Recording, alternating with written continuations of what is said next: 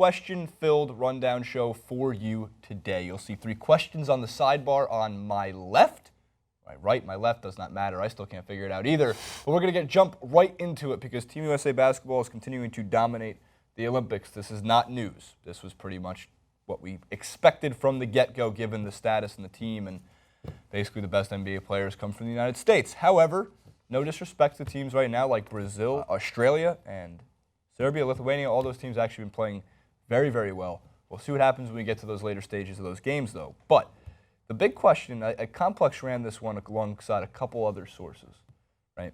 Is Carmelo Anthony the Team USA basketball greatest of all-time player? And at first glance, you would say that can't be true, or are you out of your mind?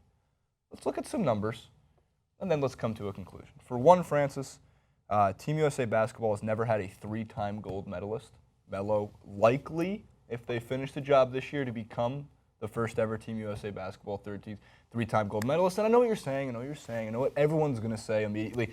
He plays on the most stacked team of all time. If you put Austin Rivers on all 3 of those gold medal teams, he would also be a 3-time gold medalist. Fair point.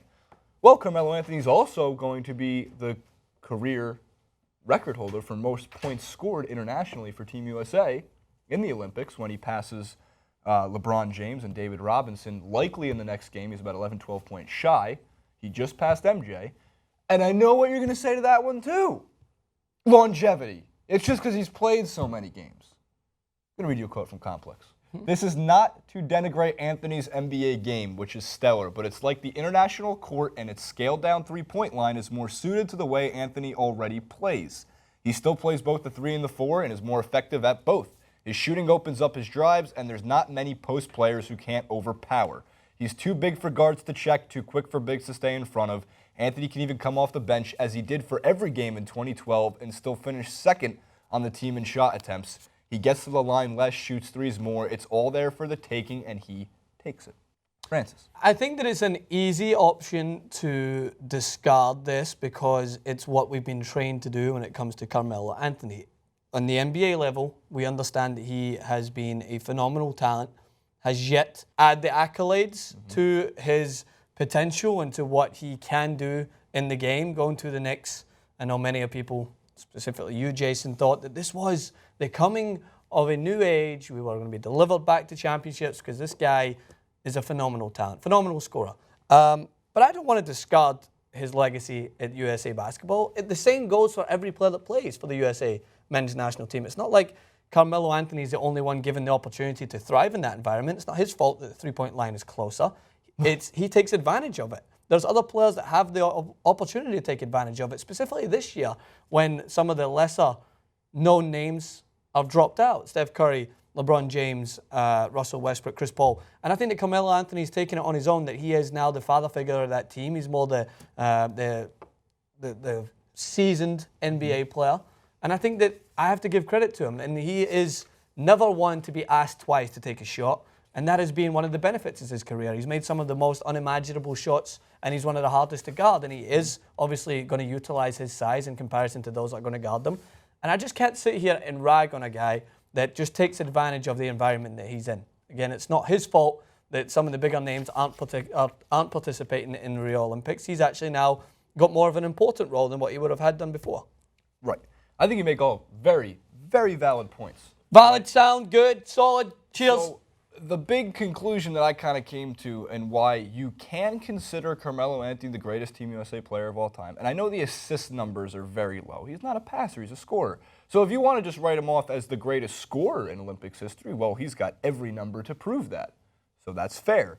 However, for the GOAT argument, here's one that I'm not sure everyone's going to consider. If you watched yesterday's show, this clip is going up technically on Thursday. We're shooting it Wednesday. I brought up a couple graphics in regards to the Dream Team and 2016 Rio team and a couple others, right? In terms of the accolades combined that were on the team. So this is the Dream Team's card.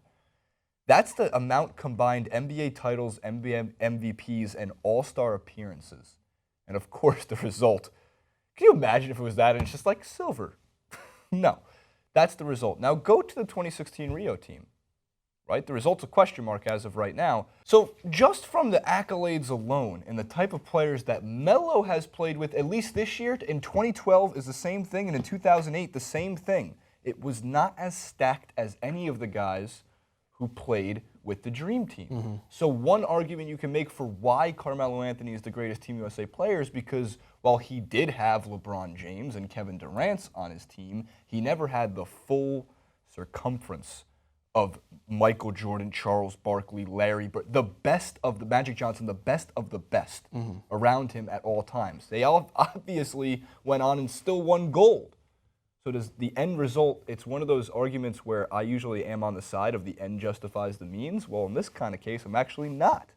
I think that the route to get there justifies how they got to the gold. And just in general, generally speaking, Melo has not had the Dream Team with him. I do understand LeBron and Kevin Durant and the players that played alongside Carmelo Anthony. You could have thrown any one high school basketball player on that team and it would not have changed the outcome. He probably would not have scored 273 plus points to set that record. Talk about the high school basketball player in this situation. And he probably would never have seen any minutes in the first place, but he'd still have a gold medal. It's a little bit counterintuitive to what my argument is when I'm making the case for LeBron James to be considered one of the greatest of all time, because we love to make it, or everyone kind of uses the argument of how quantifiable someone is in terms of their position amongst the greatest. Is how many trophies do they have? How many assists do they have? What's their scoring average per game? What's their average? Do they have a triple-double throughout the season? Well, in that case, Oscar Robertson. But one thing that is and has to be mentioned is that when it comes to the national stage, it's completely fine and it should be the go-to to look at how many of these players are quantifiable, because they don't play season after season.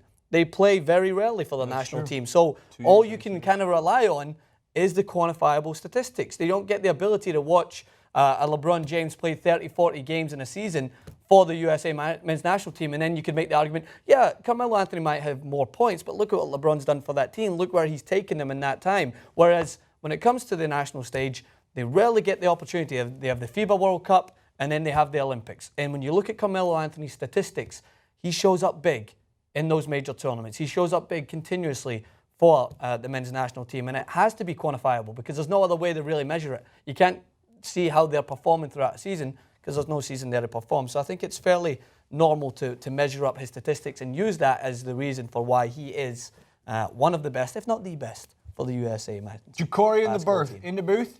G.O.A.T in the booth. Verdict on Carmelo Anthony. Greatest scorer? Most likely, yes. Greatest player in Team USA basketball history. Bring it over. Bring down his throne. Nah, man. You got to go by golds. Got to go by golds. He's got the gold in the Olympics, but if he doesn't have them in the regular season, I don't know. It doesn't feel supplement. It doesn't feel backed up. You know what I mean? Like you said, you throw Austin Rivers on those dream teams, and he's going to get the gold. You know, but until he personally backs it up within his own season, I think that's just the Bostonian coming out. The Bostonian. I think that the tint on that camera for the booth is greener than the algae in the Olympics pool. Oh yeah, I like it. It's a little green. It's the reflection from the green screen. See, he knows all. The production wizard G.O.A.T in the booth. Thank you, G.O.A.T. I agree. I don't know if he can be the greatest Team USA player. I just know that he's probably the greatest Team USA scorer of all time. And again, he's got to win that third gold. And if he wants to play in 4 years, he could technically possibly win a fourth gold. But I'm not going to get ahead of myself because if I say that he's going to win a third gold and they go on and get upset by any one of the teams that have been playing well, Australia, was it Lithuania, Serbia, all those teams that, do you guys watch international basketball? Not necessarily true, for me at least, just every 2 years. FIBA World Cup, I love it, and international basketball at the Olympics, I love it. Francis, could you move on, though? I got to move on, yeah.